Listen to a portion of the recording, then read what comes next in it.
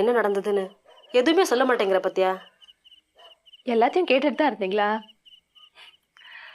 ஒன்றும் இல்லை ஆண்டி, அந்த அசோகன்ல அதான் அந்த ஊமையன், அவன் சந்தேகப்படுற மாதிரி பந்திப்பாறை பக்கம் போனான். அவனை ஃபாலோ பண்ணிட்டு போனேன். அது பூசாரி, கருப்பு கோயில், அது இதுன்னு போய் கடைசியில் குதிரை என்னை துரத்துற அளவுக்கு வந்துருச்சு. அப்போ விழுந்தது தான் ட்ரெஸ் அழுக்கானது.